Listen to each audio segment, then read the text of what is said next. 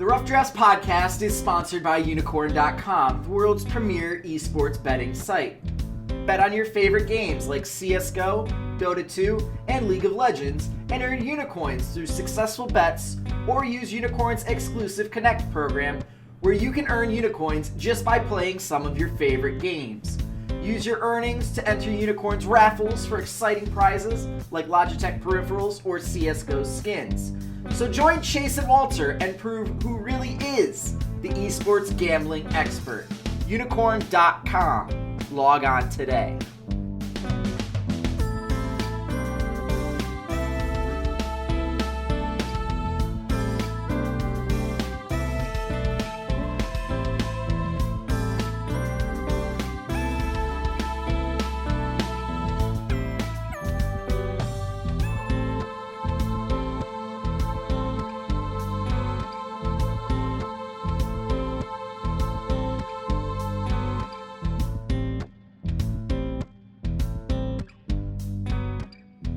Hello, Internet, and welcome to Day 2 of our European 2017 Spring Split team-by-team preview episodes. We've already covered the Orange and Black of Fnatic and what they've done with their roster change, and Chase, RedShirtKing Wassenar is joining me once again to talk about another pretty solid European roster, if I do say so myself. Chase, how are you doing on this lovely, lovely day? I'm doing great. You know, this is one of those things, if Fnatic is the soul of the European LCS, in that they've been the ones that have been around for the longest, that have had so many different dominant runs over the years, the team we're talking about today is the one that has defined last year's European scene. They were the face of 2016 for better and for worse when it came down to what Europe had to offer on the international stage. And while they didn't necessarily live up to expectations in any real way when the international tournaments rolled around, I still think that there are tons of perks and benefits to rolling the roster back the way they did. So see, I made a pun in the last episode, and you have to try and one-up me here, huh? Always, Walter. What kind of podcast would it be otherwise? Would you say that G2 are like the angsty teenage years of the European LCS? Is that what they fit the mold? Is this like the angry 16 to 18-year-old European LCS? I think this is the universe getting back at us for all those Joey Youngbuck jokes over the years. Really, that's the best explanation I have. It's that and throwing Ocelot a bone so that the last thing he's remembered for is not being victim to XPeke's backdoor. So, all in all, I like this G2 team. They're running it back. That's incredibly exciting, just to not, you can put up the tab of all the player changes if we wanted to, but there isn't one. So, there's nothing really to have to analyze on that side. We just get to look at it and say, well, what did they produce last split? Well, last split, they got first place in Europe, and they got first place in Europe. Yeah, of course you run that. They were fantastic. They went 10 wins, 8 ties, no losses in the summer regular season. That was good for first place. Then they won the summer playoffs. They were the number 1 team in Europe over the entire summer. I don't think they were behind at any point in the summer. I think they were number 1 from day 1. Then a very lackluster performance at Worlds. They got their group stage. They were last place in Group A. It wasn't good. It was reminiscent of MSI. It was a nice vacation for them across the United States. They had Europe's most valuable player in Trick. They had 3 first-team All-Pros in Trick, Sven, and Mithy, and a second-team All-Pro in PerkZ. And they ran the entire roster back. We've got Expect in the top lane, Trick in the jungle, PerkZ as the mid laner, Sven as the AD carry, Mithy as the support, and our long-lost lover, Joey Youngbuck, as their coach. Can we call him that? I miss the days of making fun of him on Copenhagen Wolves and his top lane Kennen, but man, he's done a bang-up job as the head coach of this roster. I know that excites me, but Chase, what about this roster excites you? Yeah, it's one of those things where you have to get excited when you see something approaching a dynasty. And that's what G2 is very close to saying. If they were to be able to pull off another championship in this run, it would be their third straight LCS championship. There are very few teams in either of the major LCS regions that have done that. Just one team, Fnatic. There you go. So that's, I mean, in a universe in which you're expecting teams and players to kind of change hands and jostle for position, they have a chance to really do something special here. And while Expect isn't necessarily, the top laner that we imagined a team that with as much star power as they have here would have, let's face it, they've still got a 2-time MVP in Trick. They've got the Rookie of the Year in PerkZ, when he entered in the spring, and was also first team All-Pro. You've got the strongest bot lane in Europe. I mean, it's a plethora of riches if you just look at how they've competed against their European brethren. And as far as, getting them set up for the future and getting excited about their potential, you have to look at that and say, this is a base that teams would dream of building off of. The split that they had last split is the best jumping board you could hope for. And honestly, I'm not seeing any huge changes from the offseason that would tell me that suddenly one of these players is going to be drastically out of the meta. So I'm excited for just this team in general, just getting better chance, more chances to play with each other, more chances to build that synergy up and just really take advantage and potentially do something very special here. Now, they didn't have the greatest of international showings last year. We can admit that. It was not very good at MSI. It was not very good at the World Championship. They were the first team to lose to Albus Nox Luna. It was not helpful. It was not good. It was bad. It was very, very bad. But despite that, I kind of think Trick and Sven and Mithy are like world class at their position. Am I crazy? Am I crazy for thinking this?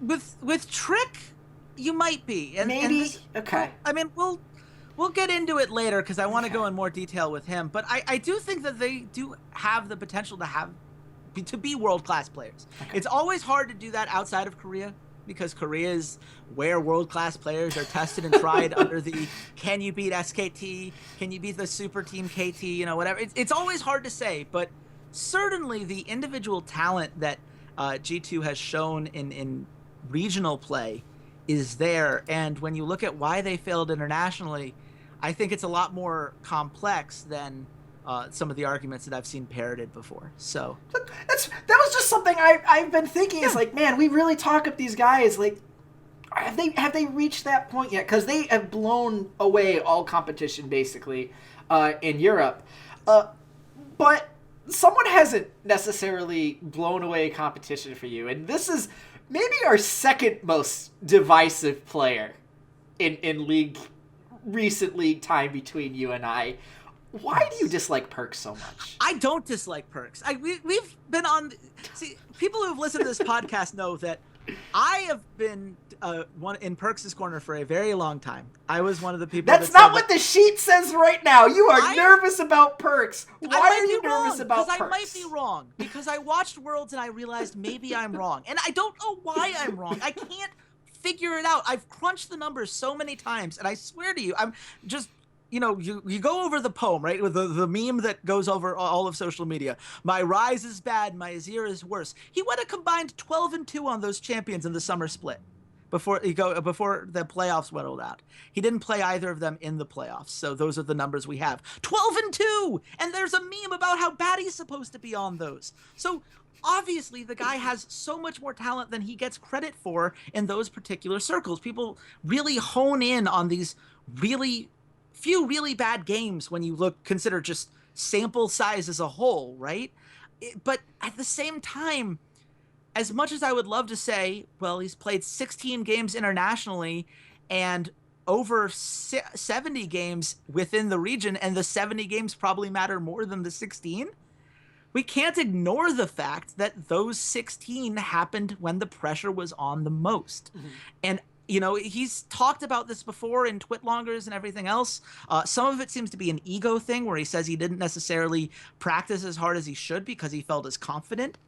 in his play and his ability to perform. That was what he said after MSI. After Worlds, he said that, he just took the first loss they had really hard, and it just kind of got in his head and stuck there like a parasite. And the problem with that is that if that's true, then he is shakeable. And that is dangerous when you're trying to do something like as historic as what G2 is attempting this split. Correct. You need a mental resilience to be able to play at the top level on the big stage. And, you got to give him credit. He is an incredibly talented player. His regular season stats, the number of different champions that he has been able to be successful on, the way he is able to use that aggression to push his team forward has been so much fun to watch. But it's also something that he has been punished for. And now we're going to have this whole offseason where people are going to do nothing but watch film of the ways in which international teams, including Albus Nox Luna, as you pointed out, were able to pick on him and exploit him and lure him into traps and get him to phase dive underneath an inhibitor tower for no reason. No, I have not forgotten you did that, PerkZ. I will never forget that you did that, PerkZ. It was one of the silliest plays I've ever seen. But, I just don't know what to say about this guy. Everything on paper, when you look at how he performs in Europe and the style that he brings, fits so well until it matters most. And at some point, you have to wonder if some European team, if the changes that, rosters like H2K or the Unicorns of Love or even this new Misfits that we're seeing, if they can really take a run at it and they can start attacking him and really trying to put him on the defensive, can he hold up? Does he have the resilience to go through an entire split of best of threes, knowing that there is all this pressure on him and all the memes and jokes behind the scenes? Can he do it? I want to say yes. I've always wanted to say yes. But we've got 16 games that say no. It's incredible because I'm going to defend the guy a little here. Yeah. You're so nervous about him, and I am typically the guy's like, oh, he doesn't show up at Worlds. Like, PerkZ. And this has been a kid that he's still incredibly young. We were talking yesterday about Caps being, only 17. Like, PerkZ is like 18. He's still a young guy. This has been his first full split in the LCS and competing. These were his first 2 international events. And, 16 games that used to be a whole split. Like, at some point, that used to be a whole split, and you go, okay, that's kind of something there. But he has been one of the 2 mid laners in Europe to be very vocal about looking for self-help books and constantly, asking for where else can I learn to better myself? All these other things. The other mid laner, we'll talk about tomorrow. Wink, wink, wink, hint at who we're talking about tomorrow. And he's just shown a maturity in the off-season and seems like he is trying to get better, and he does want to better himself. But at the same time, he's only known success in Europe, so that is very worrying that if they do come out and they are a little flat, or they do get hung up at some point during the year, what happens to him? Will his mentality tank? Because he's been a very key part to their success in Europe. Throughout the majority of the regular split in the summer, it was the PerkZ and Trick show. It wasn't Sven and Mithy. They were there as secondary cogs to sort of make everything work. When Kikis did leave and that pressure sort of gotten taken away, it was PerkZ roaming that really made up for some rather poor TP timing from Expect. Mm-hmm. So it is slightly worrying, but he does have this bot lane training wheel of Sven and Mithy to help, prop him up while he's still sort of trying to find himself. I'm not quite nearly as worried about him because no one has challenged them for Europe at all. Last year was their domain. It was their plaything.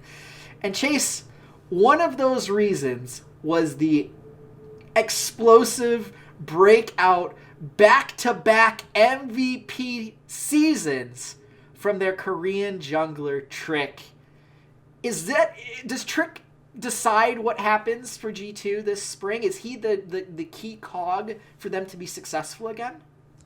It's funny. I mentioned before that I think that G2 had to be this successful because Joey Youngbuck needed to get back at us. I'm almost positive that Trick has become a 2-time MVP because CJ Entis will never stop. 3 episodes. We are like less than an hour into 2017, and he's got to get the CJ Entis point in. Look, you can't say I'm not consistent, right? Say what you will about my analysis, but it is consistent. Look, I love Trick. I've always rooted for the guy. I feel like he's got a great mind for the game. He is one of the lost souls, the many lost souls that were on the CJ ship back in the day. But he has been given this new life in Europe, and he has been so crucial in every bit of their success. If you talk about, why was PerkZ so great at roaming? Well, it's A, because PerkZ is incredibly naturally talented, and B, because Trick knew exactly where the enemy was going to be basically all the time. It's so much fun watching Trick play, especially in Europe where there are, the 9 teams. He knows what to expect, and he seems to be, at least from what I can tell, a total film junkie and just understanding what the enemy team's likely plays are going to be.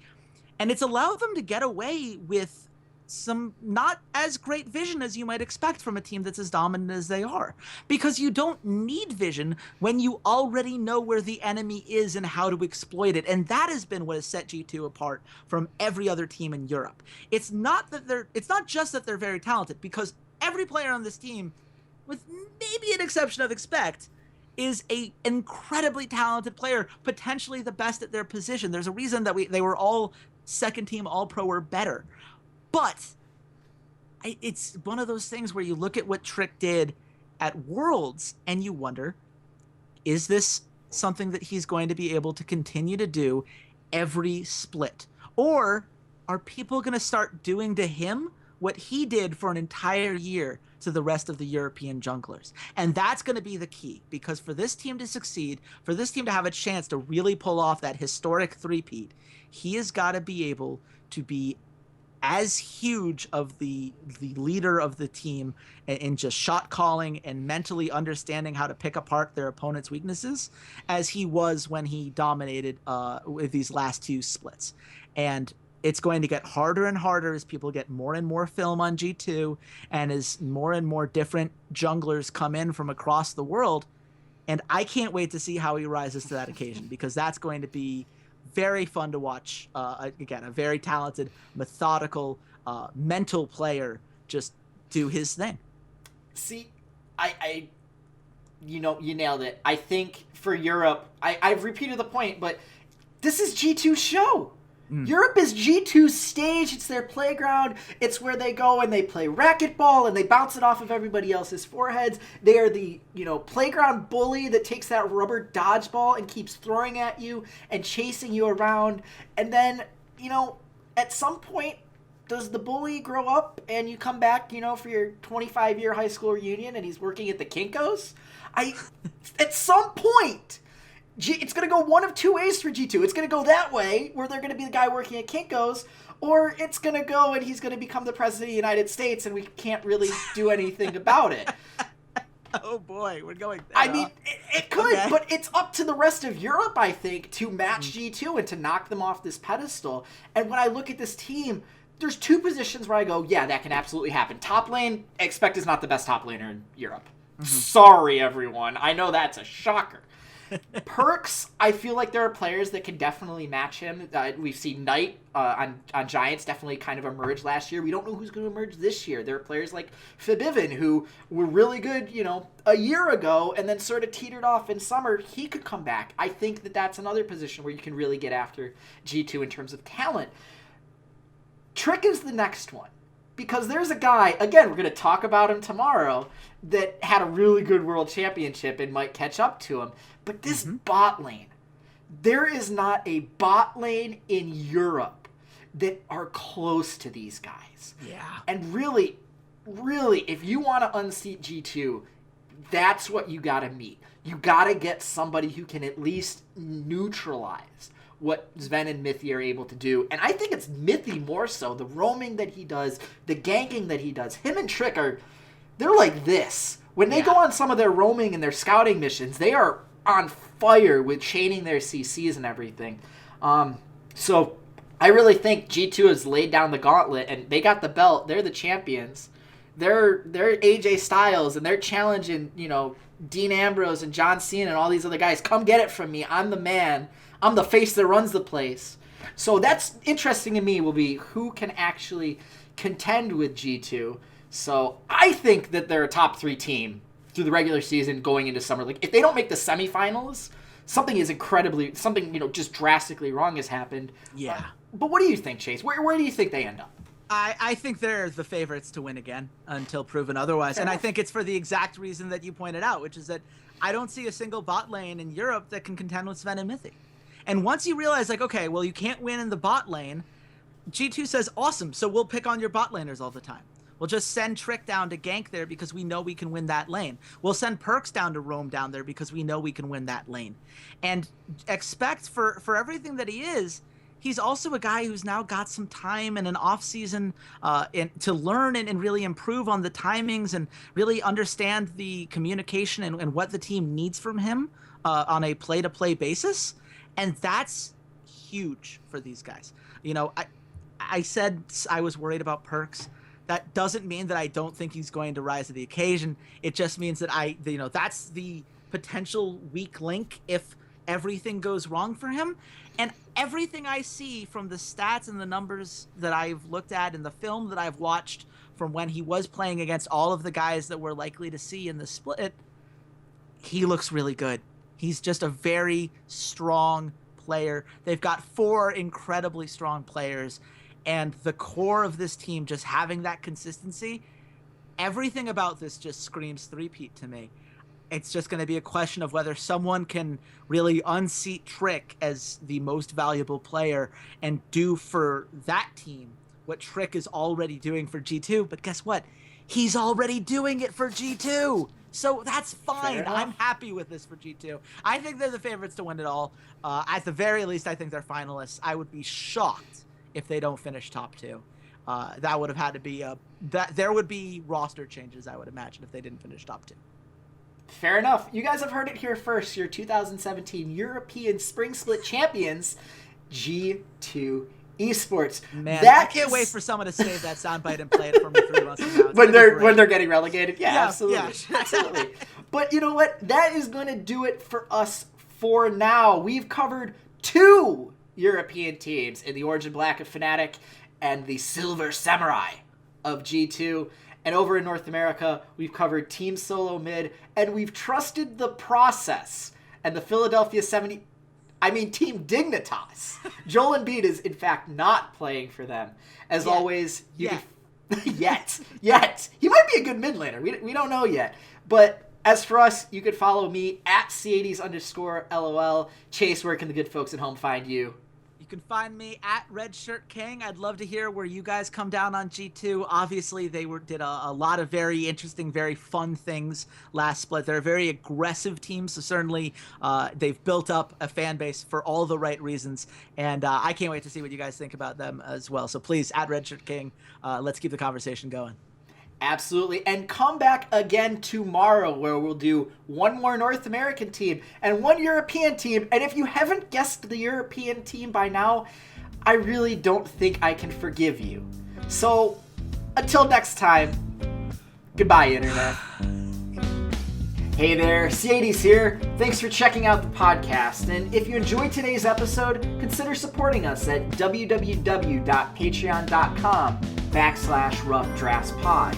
For just $1 a month, you can join your fellow listeners in our patron-only Discord channel and help keep the content coming, or join our VIP club where $1 a show or $8 a month gets you first priority on all patron content like our patron-only Q&As. And check us out on all of our social media, Twitter @RoughDraftsPod, Facebook.com/RoughDraftsPod, SoundCloud.com/esportsroughdrafts, as well as on iTunes and YouTube by just searching for the Rough Drafts Podcast.